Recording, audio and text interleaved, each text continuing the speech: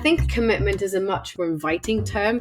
The discipline idea, it's very black and white. It's very all or nothing. It's very at all costs. And sometimes the cost isn't worth it. Hi everyone, this is 80% Mental, the 242nd most popular sports podcast in Costa Rica, officially. My name is Dr. Pete Olusoga. I'm a psychologist, an academic, and a part-time podcast host. And this is a podcast all about sport and performance. But honestly, I think given the popularity of the podcast in the Costa Rican sports podcast charts, I think we can branch out a little bit, which is why we're going to shift the focus away from sport and performance, just a little bit though, and explore the important role of psychology in exercise and health and well-being. And it's not like those things don't apply in sport and performance settings as well, but we're going to try and think a little bit more about how you can apply some of what we talk about on the podcast to your own beautiful, spectacular lives. Now, why do I keep saying we when I've been hosting this alone for the past couple of series? Well, because I'm no longer alone. I've gone and got myself a brand new co-host who might show up from time to time because we've already got quite complicated scheduling issues. But I could not be happier to welcome one of, honestly, just my favorite people in the whole world, an extremely smart, talented, and very knowledgeable individual whose favorite color is glitter. My very, very good friend, Dr. Leah Washington. Leah, welcome to 80% Mental in your new co-host role. How are you doing? Hey, bestie. I am so thrilled to be here. Super pumped. Awesome. I cannot wait. I'm so excited to have you on board with the podcast. It's going to be absolutely brilliant. This is the bit where I've got in my little sort of script thing, banter with Leah. So what do you got for me? What's new? What do you know? Banter. Mostly that it's a frigid cold where I live right now. And so the major challenge in my life is to get my one persnickety dog to convince him to go outside, which he's not super amenable to do. My other dog has one whole brain cell, and so it doesn't bother him. Yeah, that's the main challenge in my life right now, as of this morning. Good. And nice use of the word persnickety as well, which we don't often get on this side of the pond. Okay, well, for the first, that was really good banter, by the way. For the first, we'll have to work on it. For the first episode of this, of this brand new series of 80% Mental, we thought we'd start at the beginning, and we're going to go back to our ever popular question and answer format of titling each episode. So in this episode, we're going to talk about how to start doing difficult things and how to keep going. And as ever, we've enlisted the help of an expert guest to help us answer that question. So without further ado, it's my pleasure to introduce the most wonderful Clara Swedlund. Clara, welcome to 80% Mental.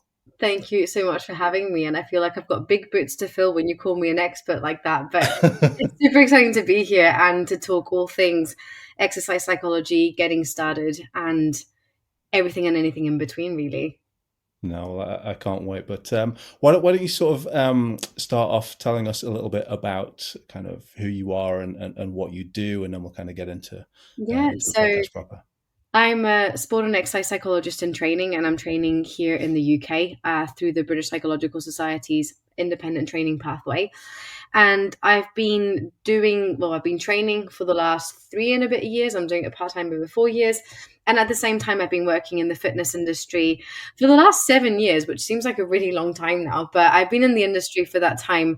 I've always kind of had this hunch about applying psychology to the fitness context and to exercise. It was something that I sort of discovered or came across in my first year as a psychology undergraduate. And pretty much from second year onwards, I was just hell bent on I'm going to be an exercise psychologist. And I didn't really know how I was going to go about it, because there was no Google searches, couldn't find anyone who was actually doing the work. But I kind of had a sense that it was important, and because I was getting interested in going to the gym and exercising, and it just sort of I just had this sense that it was important, and that was what I wanted to do. And that's sort of how I've, through many different accidents, wound up doing what I do right now. I never thought I'd work in the fitness industry. I had this idea that I'd get my personal training qualification because I thought, well, that's surely going to help me be a better exercise psychologist. And through that, and then some of my own pursuits, kind of fell into bodybuilding for a few years. I just found myself in a position where I was working in the fitness industry, where I was embedded in the fitness industry before I'd started training as a psych. And that just meant that I got some really nice learning experiences of just understanding the lay of the land as an insider, that then helped me, I think, when it actually came to start my training, understand some of the nuances and really see where psychology could best be applied to this, like to the exercise context, and also how we might go about that, like who do we need to be talking to and who actually might benefit from that support. So right now I work as a coach and as a psychologist. I blend my two roles together, and I offer my clients services that basically, you know, they engage with the fitness stuff and then they've got the psychology kind of running alongside it, so that actually we can see some of those sustainable results in an evidence-based way. So yeah, that's a bit about me. Awesome. I think it's the sort of perfect blend of knowledge and insight, but like the practical experience as well that you have, you know, from your bodybuilding and kind of some of the fitness works. And I can't wait to pick your brains a little bit.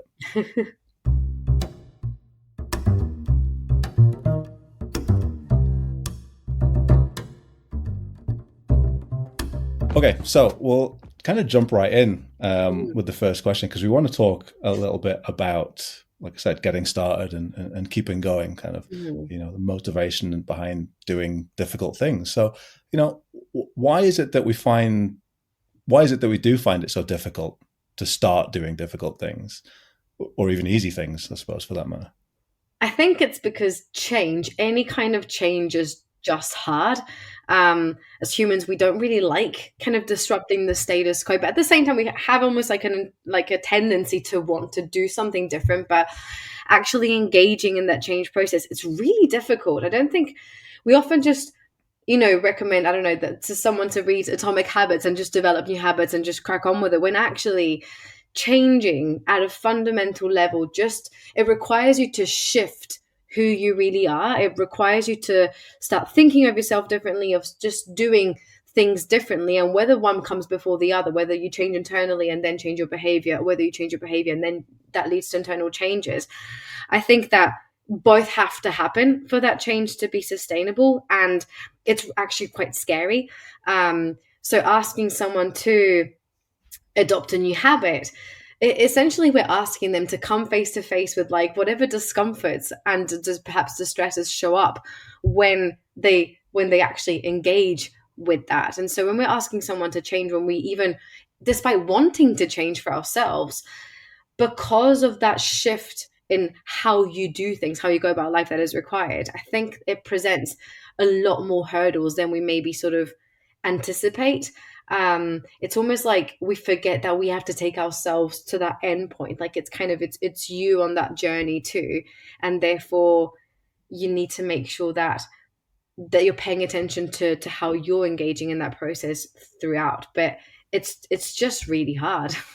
Yeah. So we think it's kind of something that we can just do. We can kind of just make those changes to habits, or, you know, again, diet and exercise is a good example, isn't it? You know, we'll just eat healthier, just start moving a little bit more, but it's actually a little bit more difficult to do that, because, you know, you're saying that the person has to change rather than just the habits. Is that what you're saying there? That's exactly it. And I think kind of even just to give you a simple example, someone who might set themselves a goal of, you know, becoming more physically active, and they set themselves a goal of hitting a 10,000 step a day step plan, for example, forgetting that when it actually comes to going out for a walk, it might be really unpleasant. They might find exercising really arduous. It might be that they get out of breath. It might be that there's no way kind of around them to walk to immediately, and therefore actually going for a walk requires them to put layers on in the winter. Maybe layers feel really uncomfortable on their body in that given moment. Maybe they have to come face to face with the fact that their winter coat from last year doesn't fit them anymore. So there's layers to it. It's not as simple as just, for some people it is, but typically it's not as simple as just do the behavior. There has to be a bit of like a give and take. And in many ways, and I'm sure I'll come back to this many times throughout this recording, is that it demands that the person gets comfortable doing uncomfortable things, which is such a cliche, but really like that's the fundamental of what is required. Yeah, I found like whenever I work with exercisers in particular, or really any kind of behavior change, that like when I start asking questions about specifics, oh yeah, I'm going to go for a walk 3 times this week. Okay. Which days? Okay. How far? Where are you going to go? What are you going to like? And I start to get like really into the granular details of it. I was, okay, what is that going to look like? Well, maybe 3 days isn't realistic. Maybe it makes more sense to do 2 days. Yeah. Okay, great. That's great. 2 days is better than 0 days. But they start to be like, once they start to think through all the steps of like, oh, it actually requires intentionality and effort and like making sure that I have shoes that I can use and that, and integrate all of those things. Like, but it's also the thing I think that is one of the more helpful things of like, yeah, we're going to problem solve all the things before you get started I don't want you to be in a position where like you're about to go for a walk and then realize you can't. Yeah. And I think also when you can do that, it kind of helps people understand, that their excuses, like they're not just excuses. Like maybe there is a very valid reason in there, and that actually maybe sometimes there's a few steps before, like when you set yourself a goal, there's a few steps, like there's a few goals that you have to accomplish before the goal itself, because actually if you're not set up for, you don't want to make it as easy as the less amount of friction as possible in that process. But yeah, and you see that all the time. People kind of, I'm going to go to the gym 3 days a week. Okay. Like, how are you going to manage this? Like, what do you have to think about in advance? It's not just the hour that you go to the gym. It's how long does it take you to get there, to come back, to shower, to eat, like this, and we're so, as humans, we're just like kind of simplicity, right? And so we're just so quick to imagine ourselves in the gym doing the thing or going for the walk, when actually we sort of forget. And then the barriers come up and we go, oh my God, I gave myself an hour, but actually it's going to take me 20 minutes to get there, 20 minutes to get back. So I've got 20 minutes to work out. What's the point? I'm not going to go. And they don't do anything. And that's where that struggle comes up. Well, just to sort of really demonstrate this point, because I am the most professional, I spent this week preparing for this podcast, and I thought I'm going to set myself a little challenge. And it's interesting that you mentioned 10,000 steps, because I wanted to just see, okay, well, how many steps am I actually doing a day? And can I hit 10,000 steps every day for a week? And in the last 7 days, do you want to know how many times I hit 10,000 steps? Surprise me. Once. Nice. Once. And I've trained in that time as well. So I train like 3-4 times a week or whatever. But in terms of just actually getting up and moving around, I was kind of nowhere near the target. And that was with being intentional of, when I'm at work, okay, I'm going to stand up, I'm going to walk around for a little bit. I'm going to, walk down to the shops to get my lunch instead of going to the cafeteria or whatever it might be.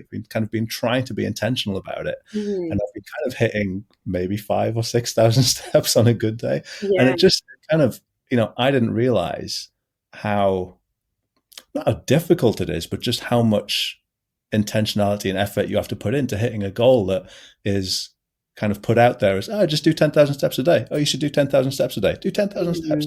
And it's kind of like, the thing that's so interesting though about the 10,000 steps is it's actually like an arbitrary number. Yeah. It's not based on literally anything. No, of course. It's just people like, yeah, that sounds great.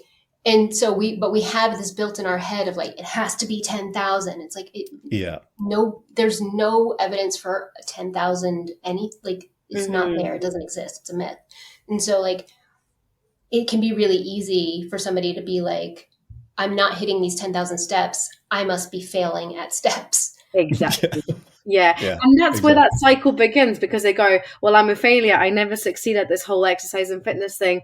What's the point? I'm just going to take my Fitbit off and I'm never going to wear it again because it's too difficult. And there's a lot of, I'm sure that sport is similar, but certainly from the fitness industry, there's so much rigidity. Like there's so much black and white and zero gray. And half of the battle, certainly in my work as an applied psychologist, is sort of getting people, inviting them into the gray, being like, this is great, 5,000 steps a day, fantastic, let's build that consistency up. But because there's just the marketability of the black and white thinking of like, these are the rules you must follow and this is what you must do, people fall into that, and then they can't succeed at it, and then they just start shaming themselves, blaming themselves, feeling really guilty, and then they aren't hitting their goals, and they're feeling bad about themselves on top of that. And no one wants to try and do something difficult when you feel awful about yourself. It just makes it so much more difficult. And so it's this constant cycle that shows up, honestly, I would say like 95% of the time in the people that I work with. And it's exhausting for them to find themselves kind of in that repetitive, oh, here we go again type of. And every message that they get, right, is like, well, you have to want it.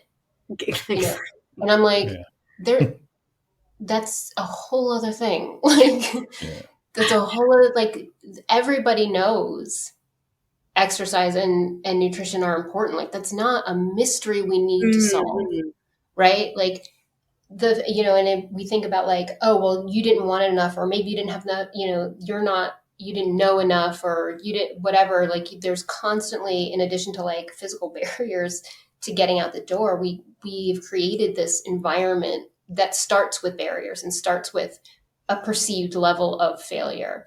That like, I didn't want it enough. I'm not smart enough to know how to do this. I didn't know how to do this. And it's like, why would you know how to do this? This isn't your area of expertise. Like, we have experts for this. Yeah. Like, totally. I'm just going to say that we're jumping into pet peeve area. And that is one of the things that it gets my spine up every single time. My God.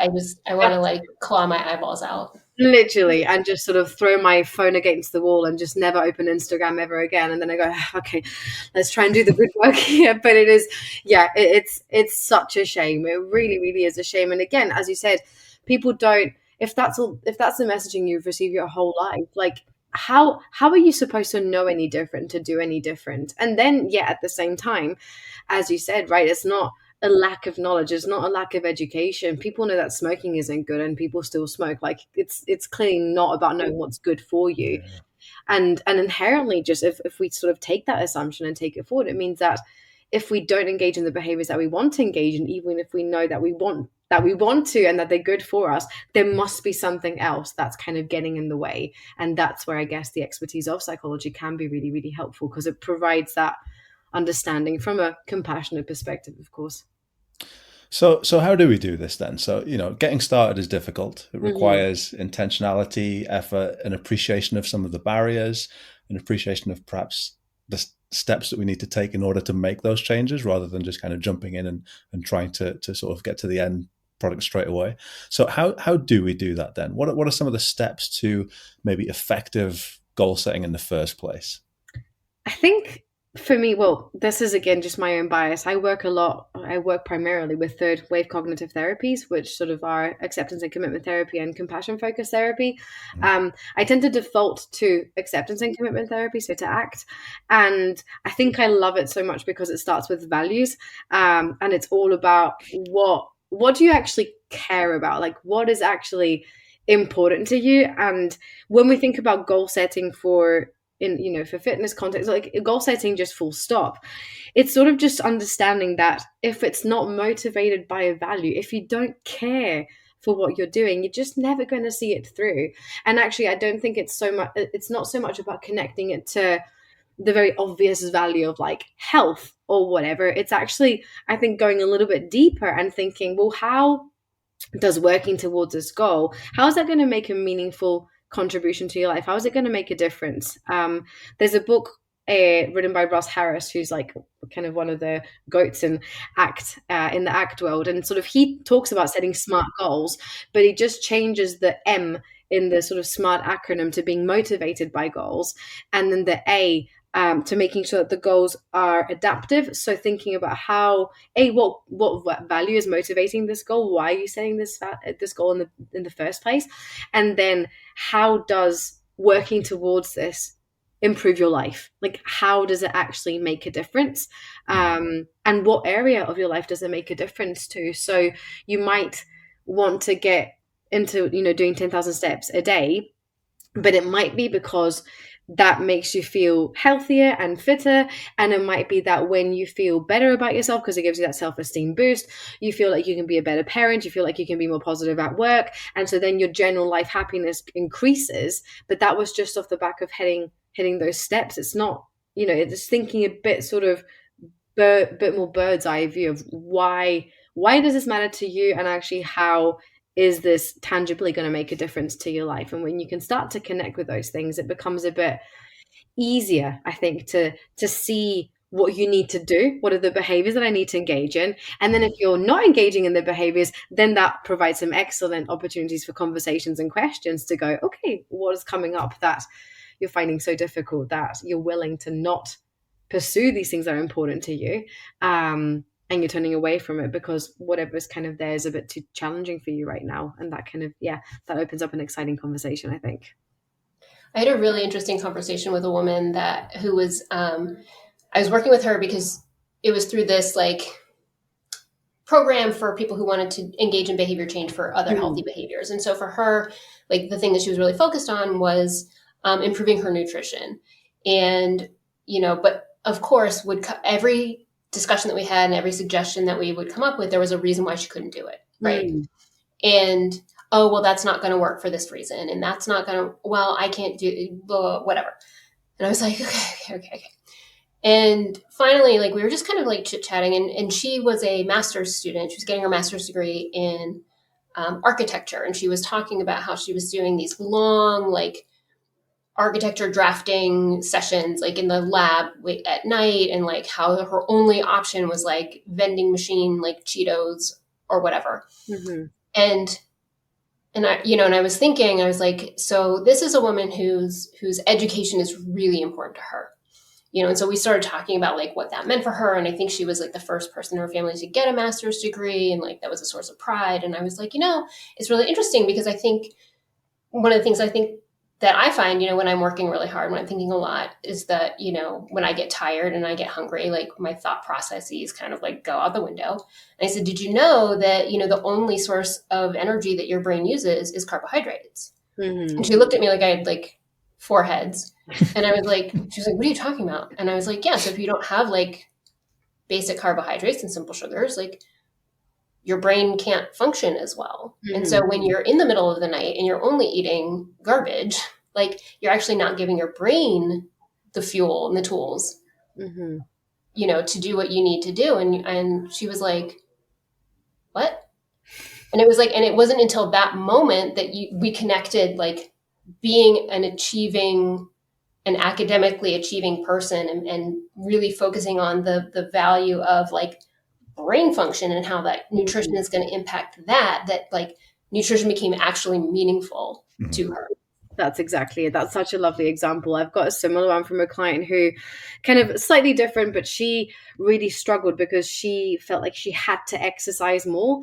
And when she couldn't exercise more because she was a mum, she worked full time, ran her own business, there was no more hours in the day to kind of be a human and sort of engage in the world. She would get really distressed. She'd get really stressed out and kind of really spiral into negative thoughts. And the way that we kind of found a way to sort of balance that was by helping her realize that her family were top second value or something like that, and helping her understand how not exercising so much is actually helping you. You're not pursuing your values just because you're not at the gym. You're pursuing other values at the same time. And so actually limiting your exercise time is really, really important to you, because that helps you be there for your kids, have energy for your kids, be able to go and pick them up from school rather than doing an extra gym session and, rushing about or not being able to make it and stuff like that. And sort of that really helped her realize that, maybe maybe I don't need to exercise as much, maybe 3 days a week actually is what helps me show up in all the other areas of my life in a really meaningful way. So, the values I found them to be life changing and such a fundamental part of any work that I do. I feel like if I don't know, so like when I know someone's values, I kind of get to see, okay, what do you stand for? What's important to you? What's going to be the thing that's going to make you tick? And if you're not ticking, if we're disengaging with the process, then let's go back to the values. What's maybe getting in the way? What's, is what we're doing not really feeling aligned with your values for you right now? And sort of, it really helps, at least in my experience, it helps me problem solve from a much kind of more global perspective, as opposed to observe like the problem in and of itself. But just again, I talk about bird's eye view. Well, it's such a great point, because like we forget that we have multiple motives, forget that we have multiple values, and sometimes those values conflict with each other, or motives conflict with each other, or sometimes they, we don't see, like you said, like we don't see how they're aligned in a way that is more realistic. Yeah. So I have a question then, because I talk about values a lot in some of the work that I do as well, and I absolutely cannot understate the importance of understanding what our values are. And I love the idea that you talked about, the M and SMART, because I fucking hate SMART goals, but I love the idea that you talked about the M being motivated by values. And for anybody out there who's listening, I just wonder if you've got some examples of how somebody might get to know and understand what their values actually are, because it's like it's a difficult thing for somebody to be able to access that sometimes. So I just wonder if you've got any examples or exercises that might allow people to kind of work out what their values actually are. Yeah, I tend to use a bit of a cop-out, just like an online sort of quiz that exists out there that helps people to sort their values through. Equally though, like if someone isn't certain, or maybe if that's not a helpful place for them to start in, I quite like Enact again. They use this exercise called the bullseye, where you can like take a bullseye and sort of cut it into 4 quadrants, and each quadrant sort of represents a different area of your life. So one might be your work or education, another might be leisure, relationships, and health, for example. And the exercise helps you basically mark yourself in terms of, are you living in line with, like, are you living as a person you would like to be in this particular area of your life? And sort of the more aligned you are with that type of person in that quadrant, the closer you are to the bullseye. And so sometimes, although we're maybe not directly talking about values as like those terms, we're talking about valued life areas, and we're helping someone just see where they stand. And they might see that there's some imbalances, maybe like in their work or education, they're like right on the bullseye, but maybe relationships have like totally fallen by the wayside.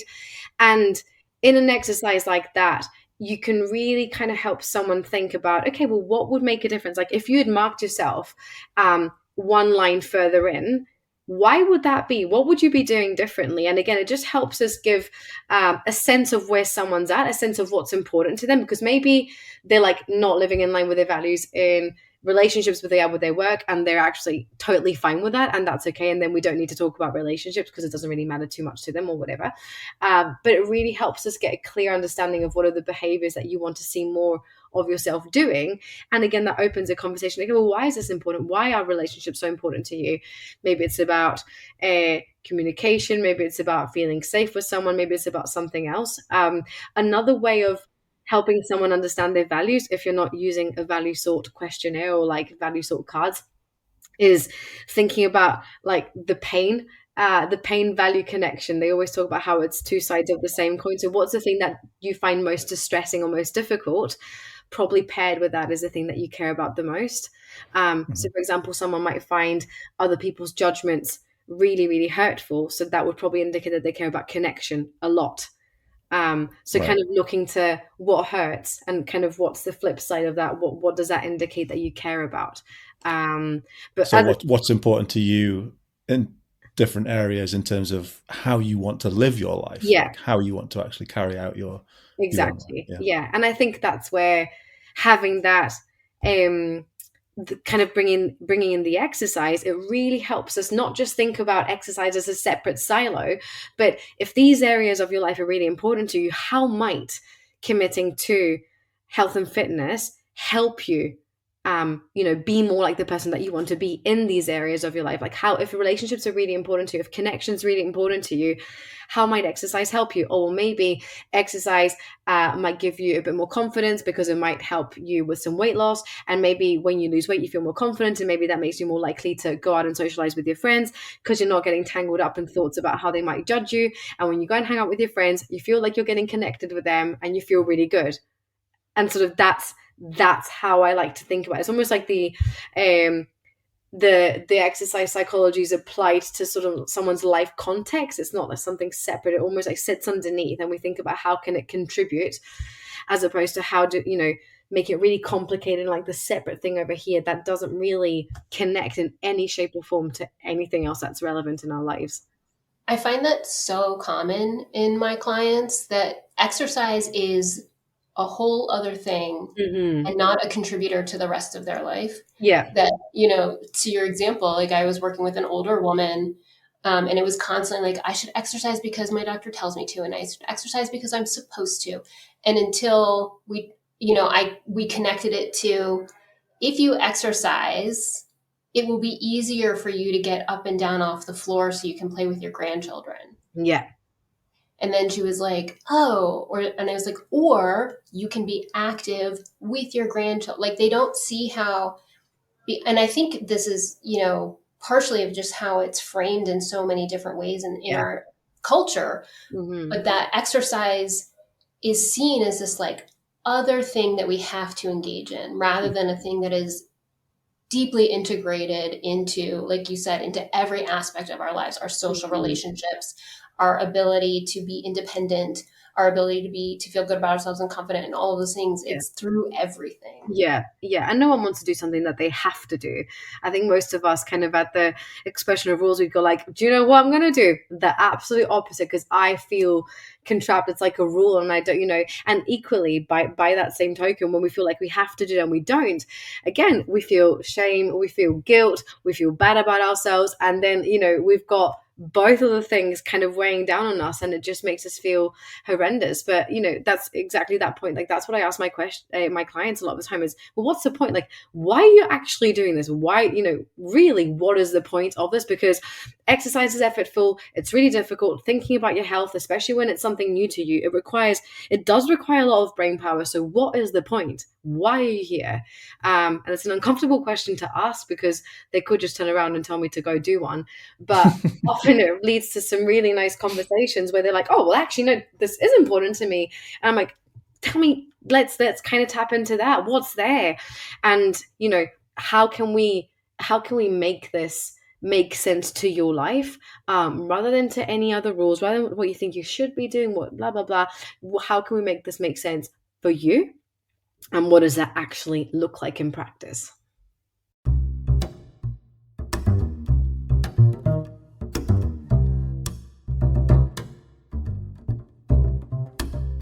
This is the 80% Mental podcast, the first episode of Series 4. Series 4. How did we get here? Seems like just yesterday we started off.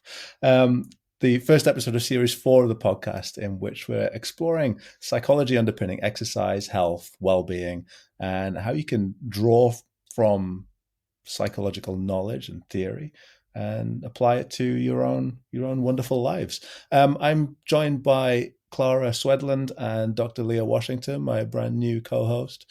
And we've been talking about getting started doing difficult things, the importance of values, the importance of being motivated by values, and linking your actions and being able to commit to actions that are in line with your values are going to help you to get started doing those difficult things because they're meaningful, not because somebody else has told you that this is important. One of my pet peeves, we talked a little bit about pet peeves earlier. Well, one of my pet peeves is the internet, just the whole internet. But Clara, before the break, you talked about nobody wants to do something that they don't want to do, right? And one of the things that I absolutely hate about the internet is lots of people shouting at you about discipline. Yeah. Right? You got to be disciplined, right? I don't know why they have to shout all the time, but anyway, they do. But discipline. You've got to be disciplined, right? It's not about motivation, it's about discipline. You've got to just do it. You've got to get up and do it. And David Goggins yelling at you while he's running naked for some reason. But it's this idea of kind of discipline being the most important thing, right? Mm-hmm. Just do things that you don't feel like doing, but people don't want to do things that they don't feel like doing, like you mentioned.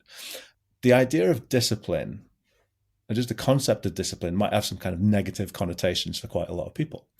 And I always prefer the term commitment to discipline. And again, it kind of comes from that ACT tradition. But I just kind of wondered what you thought about that, about this idea of people just yelling discipline at you versus committing to action. What are your thoughts on that?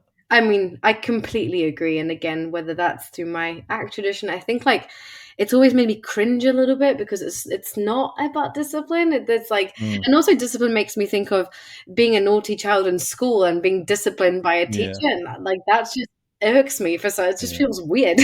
And like you said before as well, it kind of brings up a lot of shame. When you're not perhaps doing the thing that you don't want to do because obviously you don't. Exactly. There's a lot of feelings of shame involved in that as well. Sorry. I think commitment is a much more neutral ground, and it's a much more inviting term to talk about committing to your goals, committing to your values, and I think it really does open up that opportunity to think about, well, what am I committing to, and in that commitment that I make to myself, what am I willing and what am I maybe unwilling to experience in the service of what matters to me? And I think with discipline, it breeds this idea of all or nothing, of you must do it at all costs, when actually that's terrible advice. Sometimes stopping is really good. The amount of people that are dead on Everest is ridiculous because they thought they should hell bent on getting to the top and actually they couldn't get themselves back down. So stopping is incredibly wise sometimes. So the discipline idea, it's very black and white. It's very all or nothing. It's very at all costs. And actually it's not. Sometimes the cost isn't worth it. Whereas commitment really helps us get a bit more into that nitty gritty of willingness, of what are you committing to? What are you willing to do? And in doing that thing that's important to you, what's going to show up and what are you willing to experience and what are you not willing to experience? Because actually, when it comes to change, when it comes to committing to things that are important to us, there's a very good reason often why we haven't committed to it before. There's a very good reason why we found it difficult to engage in that. And, in action, third way cognitive therapies is this assumption that is made about all behavior making sense in context. And I definitely kind of adopt that mindset. It's core part of my philosophy as a practitioner that all behavior makes sense in context. So if you really care about something, but if you find it incredibly difficult to commit to it, there must be a very good reason for why you're finding it challenging. And often it's these unwanted thoughts, feelings, sensations, urges that show up that we don't choose, but inevitably are there. And so when we talk about commitment, we can start having conversations around, well, what are you willing to sit with if it means that you get to do the thing that's important to you? Often something I see a lot with my clients is a lot of anxiety about actually going to the gym. And there's almost this expectation that I'll go to the gym when I don't feel anxious. And actually, are you ever not going to be anxious about going to the gym? Maybe being anxious about going to the gym for the first time is incredibly normal. And maybe it's not so much, the more we avoid the anxiety, that we're never going to go to the gym because it's never going to disappear, because it makes sense that you feel anxious in the gym. In context, the gym's quite a scary environment. So are you willing to feel anxious if that means that you get to go to the gym? And what can I teach you as a psychologist? What types of practices of mindfulness, of grounding, or whatever what skills can we develop that help you tolerate that feeling with a bit more comfort and a bit more ease, that make you more willing to kind of take that with you to the gym? Whereas discipline, it's you must go, you must endure, it's going to be awful and you're going to suck it up and it's going to be crap. Commitment is okay, what am I committing to? What am I signing up for? I'm signing up for going to the, in this case, I'm talking about going to the gym, but going to the gym, I've signed up for, I'm committing myself to going with my anxiety, and I am willing to put myself in that context. I think it really, it just makes it more inviting. Maybe I'm biased, but in my experience, it makes it a lot more inviting, I think, to open up to that. Yeah, I mean, I think that there's this notion, we can, and part of this is accepting that both things can be true, right? Yeah. Like you can want to do this thing and also be super nervous about it at the same time. And we don't have to wait until we're not nervous to do the thing. Yeah. And often it's just reminding clients, like, wouldn't it be weird if you didn't feel anxious about going to the gym, given the fact that you've maybe had bad experiences in the past, maybe like maybe when you did PE in school, people made fun of you for your size. Like, of course, it's going to be really, like, it would be odd if you didn't have some of those thoughts and feelings. And they go, yeah, it would be kind of weird, wouldn't it? I'm like, yeah, it would be. So, it's not going to go away. Therefore, how can we make room for it? And how can we, enable ourselves to have a bit more of that, the non-dual thinking, the holding two truths at the same time, even though they may not feel like they make sense, but actually they totally do. So we're talking here about kind of intrusive, unhelpful thoughts and kind of being able to sort of sit with them and understand that, two things are perhaps true at the same time. I can want to go to the gym. I can also be anxious. I can do both of those things. Yeah. What are some of the other barriers? What are some of the reasons that generally speaking, people aren't that good at sticking to their goals? Yeah, I think. Is that a fair thing to say? I think that's a fair thing to say. I think that's a totally fair thing to. I mean, if they were good at sticking to their goals, personal trainers, coaches like myself, we wouldn't have jobs, right? Because people do find these things difficult, and people find the accountability really helpful. I think other reasons that I see, it's often like tiredness, time. Is a big commitment. I think for other people, it might not necessarily be like the anxiety of going to the gym. It might be that exercise in and of itself is really unpleasant, or the ways in which they've exercised before have been really unpleasant, and they've never had a positive experience of moving their body in a meaningful way. And at the same time, for a lot of other people, exercise is a huge source of threat, perhaps because for their entire lives, exercise has always been associated to a pursuit of weight loss. And it could be that pursuit of weight loss has been really damaging to their relationship with themselves, with their bodies.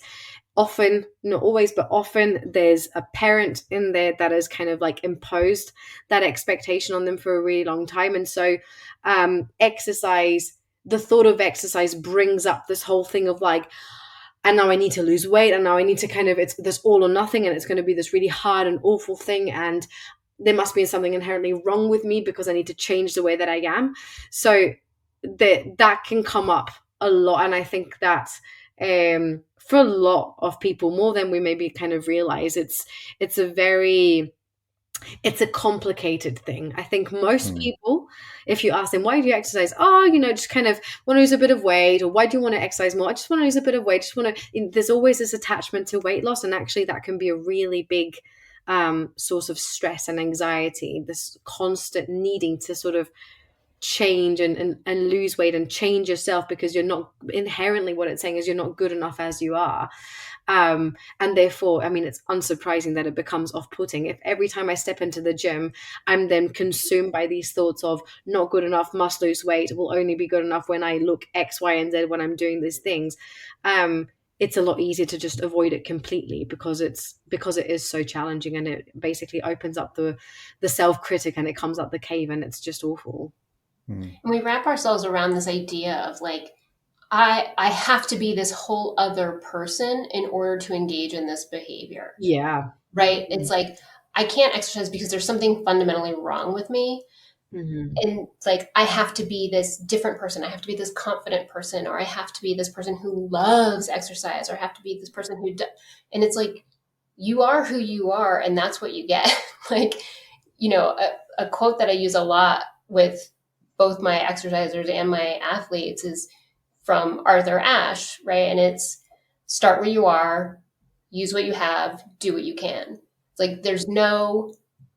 You can't wait for there to be like this magical moment where everything falls into place. Like, if all you have is like duct tape and a paper clip, like, then that's what you have to work with. And like, once you do that, maybe you'll get more paper clips like down the road. But until you start with whatever is in front of you, like, there's no like utopian, magical, like perfect thing, different person that you're going to be. Other personality that you somehow magically acquire that is going to be this exerciser. I know, and if only. And I think, like, again, there's this other assumption that people make that they have to enjoy it, and it's like exercising and moving your body shouldn't be super unpleasant, but equally, it like you might not like exercising, but you might still do it because it's important to you. And realistically, like, you know, most of us can do 30 minutes of something that we don't like too much. Like, most of us have got jobs or tasks within our jobs that are a pain, and then we just kind of get through. We just sort of do it, even though it's not the most positively like overwhelming experience. And sort of, again, we don't have to love exercise. We don't have to become this fitness freak, this gym bunny. I remember actually I worked with a client and she was very clear. She was like, I don't want to be a gym bunny because I don't actually like exercising a lot. I just need to exercise a little bit more. And I was like, okay, super crystal clear on what you want. And we're not going to try and get you into the gym. You know, we're not going to aspire to be there 5 days a week recording yourself while you're training. We're just kind of going to try and increase where you're at. But yeah, there's so many expectations. Often it's like, well, whose goal is this? Like, is it your goal or is it somebody else's? Coming back to the point of discipline, or who are we doing this for? It's I mean, it's all intertwined. So I've gone off a tangent here, but yeah. No, we like tangents. I think like something interesting that kind of came up for me when you were talking there is almost like the opposite of, okay, I'm not going to get started because I have this kind of difficult relationship with exercise and difficult relationship with you know, food or whatever. And, you know, I guess the opposite of that is that, like, once I get started, actually I find it really difficult to stop. I'm kind of getting into this idea of exercise addiction almost. And like one of the reasons that I say that is because, you know, like personally, I like, if I'm being honest, I think I have a difficult relationship with exercise, borderline unhealthy at times. And yeah, just kind of when you were talking there, I just wondered what you sort of thought about that flip side of things, that kind of exercising too much, or kind of, you know, that unhealthy discipline maybe. Yeah, I mean, I thank you for sharing that. I think, I mean, I'm exactly the same. I definitely have. It's a lot better now after like 20 months of therapy, and thank goodness for that. But my relationship with exercise has always been a little bit complicated, definitely, because I'm a perfectionist. Complicated is a good word, yeah. When I do something, I do it well, and I kind of take it to the extreme. I think to begin with, often it's by no fault of our own. It often kind of happens by accident. So we might initiate exercise for a goal or a particular motive. And then over time, exercise, kind of the function that it plays in our life, sort of shifts or it changes. And suddenly exercise becomes this form of either like a coping strategy, or it's a helpful coping strategy. But then there's like, but then if I miss my gym session, I get really stressed. That's when we kind of get into murky water, right? And I think so many people can probably relate to that. And I would challenge. I feel seen. Yeah, well, I mean, I feel like I'm describing myself right now, right? You know, it's kind of realizing that there can be a little bit of murky water in there. But I would agree, you know, a lot of people have got a complicated relationship with exercise by no fault of their own, but simply because the function of exercise changes for them. So no one sets out to be like, do you know what, I really fancy getting super stressed when I miss a workout. Like, no one goes out of their way to have those types of thoughts. They kind of just occur by virtue of how we've maybe fallen into that pattern. I think being self-aware is super important, being able to clock it for ourselves. And with that, then just understanding what function exercise plays in our life. Like, is it helping us regulate our emotions? And if that is the case, could we benefit from having a couple more tools for emotional regulation? Because there's nothing wrong with regulating your emotions with exercise. It's just not helpful when it's the only tool that you have available to you, because then you're compulsively exercising anytime anything comes up. And if you don't exercise, you feel like overwhelmed and like you can't cope, and you lose the plot. Similarly to that, sometimes the function of exercise is more numbing. It blocks things out. So equally, it's just becoming aware of, well, what are we blocking out? And rather than eliminating exercises, can we build up some skills to come into contact with whatever it is that we're blocking out? And then can we, reduce our use of exercise and try to implement these other skills at the same time, and see if we can cope with whatever's there when we take the exercise away. And just understanding, it's all about, I mean, the way that I view it anyway is all about the function, and when we don't get to exercise, well, what shows up for us, and where did that come from? But also, when that shows up, what are we compelled to do? Do we find ourselves like trying to run away and get rid of those unwanted thoughts and feelings? And again, that's going to tell us, it's really, if we approach it with curiosity, it's going to give us a lot of information about what else we might want to add rather than take away. Because I don't think, exercise is a really fantastic coping mechanism. The evidence is there to show us that it does help. But I think just being aware of what's helpful and when does it become unhelpful, and can I tolerate the discomfort that shows up when I'm unable to exercise in the way that I'd intended. Because I know I've done some ridiculous stuff in my life to make sure that I get my exercise. And I'll tell you a funny story, actually. My husband and I moved into our house in December 2020, and it was the week leading up to the second lockdown in Scotland. So we knew that the gyms were going to shut the week that we were moving. And I was so stressed about it. I was like, what am I going to do?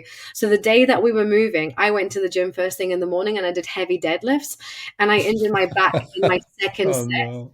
And I couldn't bend. I couldn't move at all. And it was our freaking moving day for our house, boxes, things to load up. And there I was with a messed up back for a month because I was an idiot and I couldn't cope. Not an idiot, it wasn't my fault, but like I couldn't cope with the thought of not exercising on like a moving day, knowing that the gyms were shutting. I was just going mental. And I mean, it's a silly story, but it just really shows how we can totally get in our own ways if we're not aware of what we're doing. I think there's a whole episode really there about kind of exercise addiction. And maybe we'll kind of come back to that a little bit later in the series. We were talking about sabotage, kind of sort of self-sabotage and kind of some of those, again, unhelpful thoughts.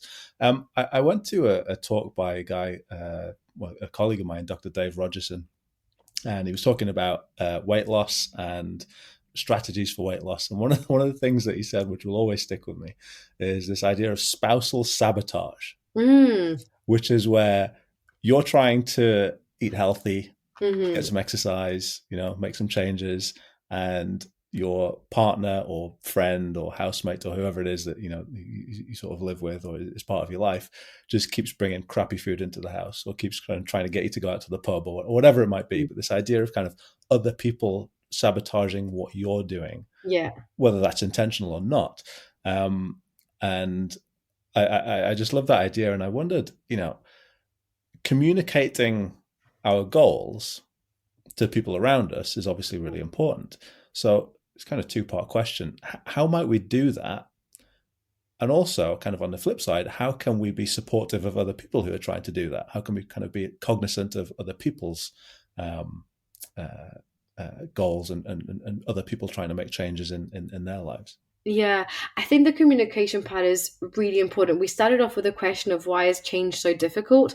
You can only imagine if you're kind of going through this difficult change process, what must it be like for someone who's known you a certain way their whole lives, someone who you've built a lot of these habits with, if they suddenly see you doing something completely different? I think that's an important kind of part of the equation to consider, because let's just suppose it is your spouse or it is your partner and you've always hung out together at the end of the day and you've always had snacks watching the telly and you've sort of lounged about and that's kind of been the way that you've done things. And then suddenly you're like out with a smoothie and you're going out for a walk at the end of the day and it's completely different. They might totally freak out, understandably, because they might go, okay, well, what is my partner going to be judging me for not making these changes at the same time? Am I going to then feel bad? Maybe I'm not even aware of that, but then I'm going to project that negativity onto them. And then I'm going to bring even more snacks into the house and try and self-sabotage them without really being aware of it. Equally, kind of, that change in the relationship dynamic, I think, is something that needs to be considered and spoken about, because actually when you engage in a change process, when you're committing yourself to these goals, these things that are important to you, yes, yes, it's your life, but it's going to have a knock-on effect on other people too, especially if their expectations of you, of your behavior, so to speak, have been a certain way forever, and now you're going to change.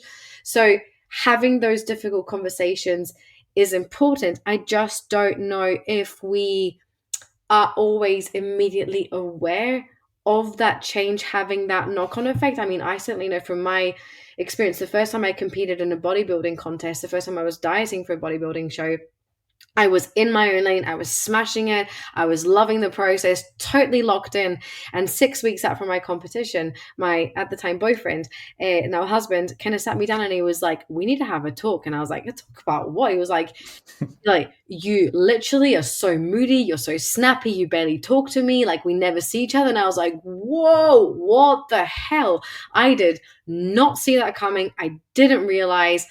Wow. And kind of after that, it opened up that conversation. But genuinely, I think we don't realize that our goals and that our behavior change is going to have that knock-on effect. So I think like it's a nice thing to be able to do, to invite the person who's kind of around us into our goal setting process and kind of explain what we're hoping to do, what we would like to do, what that will mean, inviting them to also change with us if they want to. Yeah. But I think most importantly, just reminding those counterparts that we don't expect them to change with us. And if we do expect them to change with us, then maybe we have to do a bit of self-reflection because it's not fair on them. But, reminding them that we don't expect them to change with us and just trying to think of alternatives or compromises. I think that's kind of the best way. When I was competing in bodybuilding and I was dieting for 24 weeks at a time, I didn't expect my husband to not bring snacks and to not order a pizza just because I wasn't doing it. That'd be incredibly unfair on him. But equally, if I was having a really rubbish day, it would maybe be unfair of him to order a pizza on that given day, especially if I was super, super hungry. So just having those conversations and just being able to be really honest with one another and just kind of checking your assumptions and checking what's showing up for you. Like if you're the counterpart and you're observing, your partner go through these changes and it's awesome and they're smashing it, but you feel threatened, you feel scared, you feel nervous, you feel stressed. Oh, what if like they lose a bunch of weight and then they don't love me anymore? Because it does happen. That's a reality. I've seen loads of couples split up off the back of one of them going through a huge change process in the context of fitness. So it is a reality. Being able to be aware of that and being able to communicate that both ways, I think is super, super important. And in terms of supporting someone who's going through change, if you're not changing with them or if your change is different, just asking them, what do you need? What do you want from me? Like, how can I support you? Again, I come back to my own examples, but my husband, he's not into the gym. He doesn't care if I hit a PB. It honestly, it just goes over his head. He doesn't give a crap. And actually, I don't want him to give a crap. I don't want to talk about the gym with him if I'm pursuing these particular goals. So what I need from him is other stuff. I needed to take me to the shops. I need you to do this stuff for me. And that's how you're going to support me, not by indulging me in conversations about how quickly I ran a 5K today, but actually by, talking about other stuff. So just, asking, what do you need from me and how can I support you? What am I doing that makes it easier? What am I doing that makes it more difficult? What's the compromise? Because relationships are all about compromise. And I think when we're changing, it's no different. And often we just need reassurance both ways, especially for the one who's supporting the change, I think, more so than the other way. Yeah, I think the hardest thing for me is my partner is a runner. And so sometimes he'll, say things like, okay, I want to set this goal of like this, help me set this goal. And I'm like, great, I will totally help you set this goal. And then like the week later, it's like, I want to be like, that's not going to help you reach your goal. That's not whatever you're doing right now. That's not in alignment with the goal that we set last week. But I don't want to be like, I don't want to have that conflicting, like, I'm not your mental skills consultant. I'm your partner. And I don't want to be like the hall monitor of like, are you sure you don't want to do that? Are you sure this is the thing you want to do? Because like, I know what we talked about last week and that's different from what we're talking about this week. It's like, Glad you brought that I up. don't want to be that person. So true. And you know what's funny? Like, I know I'm really good with my clients. I'm super compassionate and things like that. But see if my husband sets a goal and he doesn't see it through, I'm like, you said you were going to do this. Why have you not done that? Like, you said you were going to get yourself to the gym, but you've not been. Like, what's that about? And I'm like, I'm so rude, so like non-compassionate. And so like, it's just, yeah, it's funny that you say that. And it is really difficult. I think also when we see the people, I guess like from a psychologist's perspective, when we see the people around us set goals and try to pursue them, and you're like, oh God, I could say so much, but do I say it? Do I keep my mouth shut? What is my role right now? What am I trying to do? I find that, yeah, I find that really difficult. So I'm glad you shared that because I have a very similar experience too. Yeah, and I don't want to, and I'm trying to be like, I understand like this is difficult, like, and I don't want to be like, I don't want you to feel bad if you like miss a run, like, but like you could be running right now. You kind of said you were going to go, so what are you doing? Yeah. It's like, how's this working out for your goal? And he's like, shut up. I'm like, okay, I'll see you later. Oh, 100%. That's so relatable. I love that.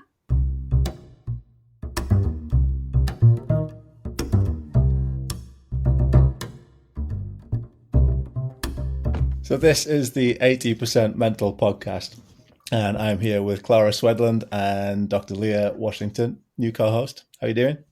Ayo. Awesome. I don't know what that means, but whatever. If you're enjoying what you're listening to, and I hope you are, then you can leave us a comment, or you can even subscribe so you don't miss out on any more incredible future 80% Mental content. You go to 80percentmental.com. Or you can follow us on Twitter at EPM Podcast or Instagram at 80% Mental. Leave us a comment, leave us a review, get in touch, let us know what you think. So, Clara, this is the time in the podcast where we like to get to know our guests a little bit more. Because we've talked about exercise and we've talked about diet and we've talked about getting started and doing difficult things, but we want to get to know you a bit more. Are you up for playing our getting to know you a little bit more game that I still haven't got a name for? Yeah, absolutely. Go for it.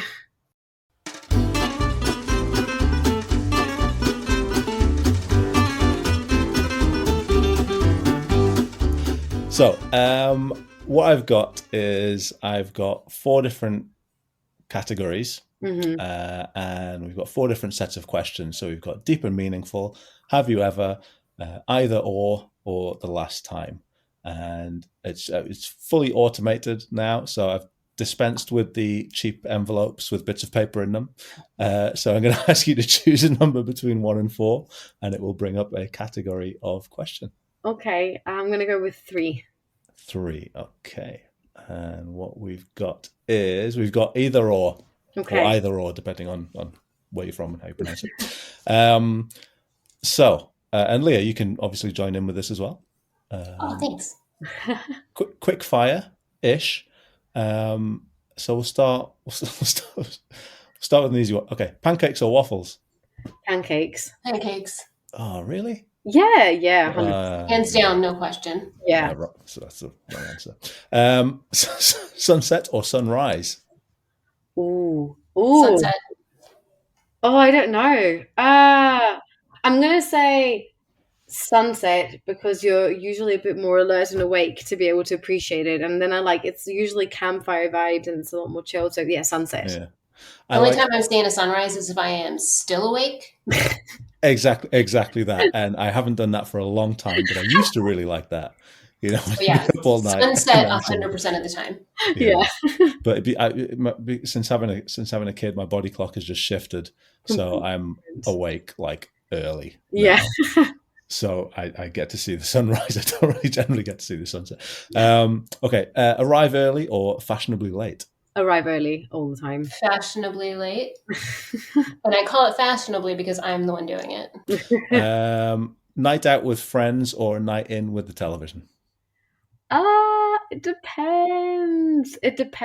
I don't get to see my friends super often because they all live in most of them live in England. And so when I do get to see them, we do, whether it's like night out, like unch, like party like night out, or we're waiting for the sunrise to come up. Yeah, basically. I'm going to say night out with friends just because it's a bit more rare and it's really nice when I actually get to see my pals. Yeah, I'm going to go night out with friends. Ideally, night out while watching the game that I would be watching were I staying at home. So kind of in the pub type of thing. Yeah, so I can do like kill two birds with one stone. Nice. Yeah. All right. I mean, I'm 45 now. The idea of leaving the house after 7:30 fills me with dread. So, cats or dogs, Leah? You don't need to answer this one. Cats or dogs? Cats all the way. We know Leah's a dog person. I'm sure we'll get to know that a bit more during the season. Peanut butter, right? This is an interesting one. Peanut butter, crunchy or smooth? Smooth. Crunchy. Did you say smooth? Yeah. Conflict. Okay, so I have a theory. What is This the is theory? a psychological theory. Is it a theory or is it a hypothesis? Oh yeah, that's a good one. Well, yeah, it's a hypothesis actually. That people who like smooth peanut butter are psychopaths. Oh, wow. Okay. That's a very judgment. Co-sign on that. Just want to throw that out there. The thing with smooth peanut butter, right, is that it's so much easier to spread. The crunchy kind of gets in the way. The bread kind of crumbles. It's a pain in the ass. No, Yeah. smooth all the way. Fair enough. I'll give you that. I might edit that bit. I'm not sure I can call people who like smooth peanut butter psychopaths. Oh, Sure. I can. Is that reasonable? I I'm think not offended. I think it's funny. it might be borderline unreasonable. Okay, few more. Snow or sun?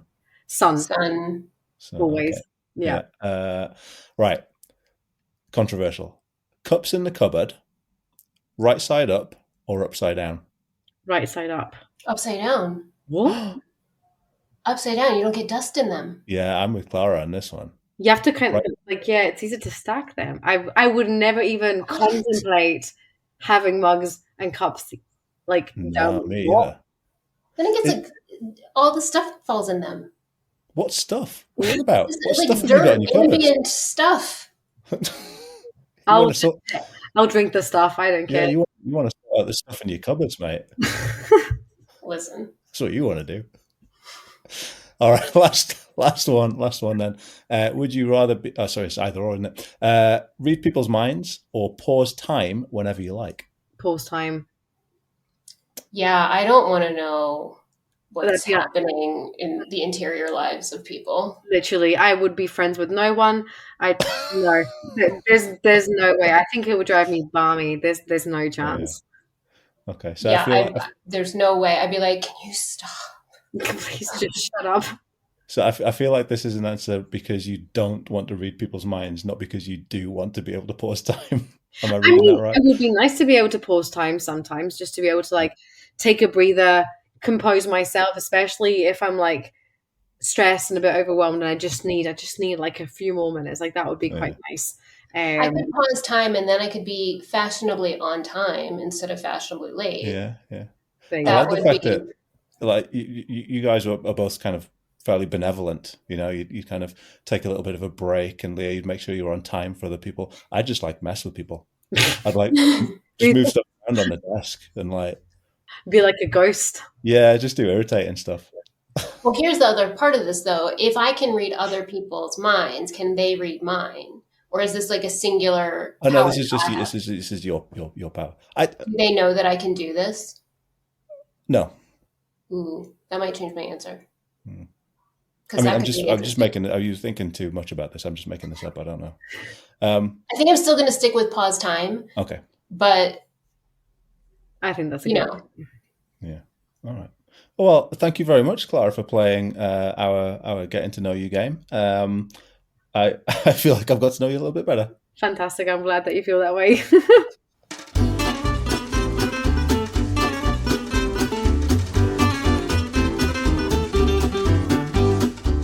Okay, so this is the 80% Mental podcast. I'm here with Clara Swedlund and Dr. Leah Washington. We've been talking about getting started, doing difficult things, motivation, setting goals based on values, and overcoming some of the barriers that maybe get in the way, the self-sabotage, the kind of unhelpful thoughts, and kind of working through some of that stuff. Clara, as we're getting to the end of the podcast now, we're getting to the end of the time that we've got. So just a couple of questions left. Mm-hmm. I wonder what's the lesson maybe, or an idea that you've come across in your sport and exercise psychology learning, or maybe even your practice, that you've taken into your own life, that you've kind of used in your own practice?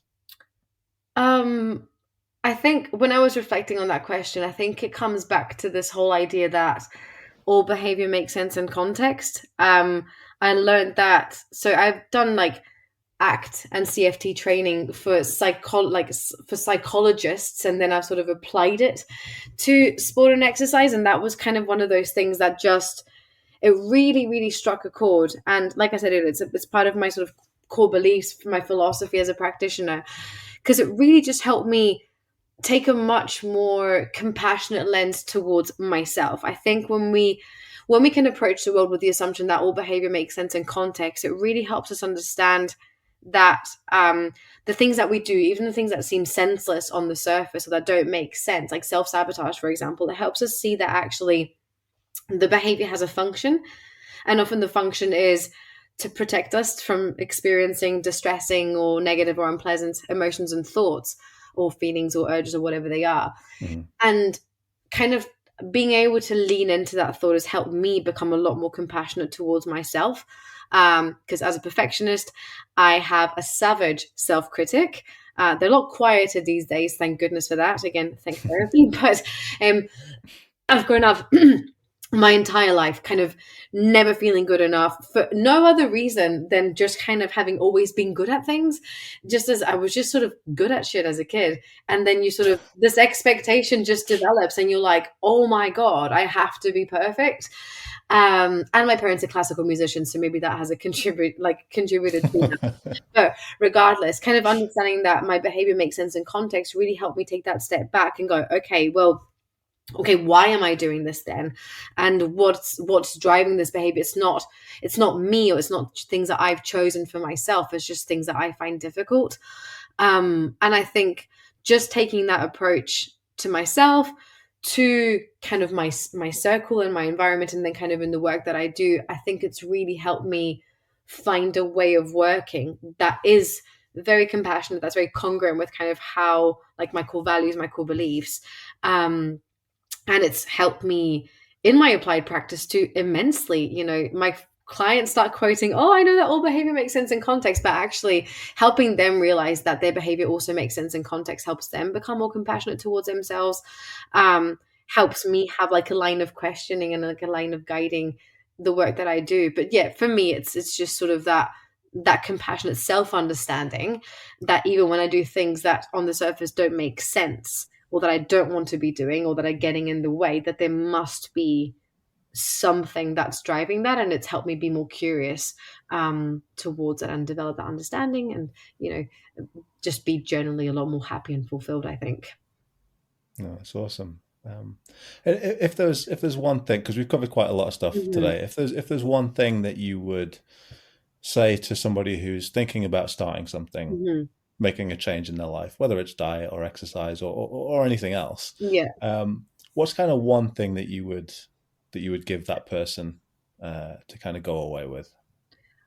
I think it would be, again, not to repeat myself, but understand what you care about, like understand your why. It's a very, again, cliche sentence, but genuinely spend time understanding what's the point. Like, why are you actually going to put yourself through this whole arduous change process that's going to require you to often examine yourself, to change your habits, to do new things, to do uncomfortable things, in the service of what? Like, why are you even bothering to engage?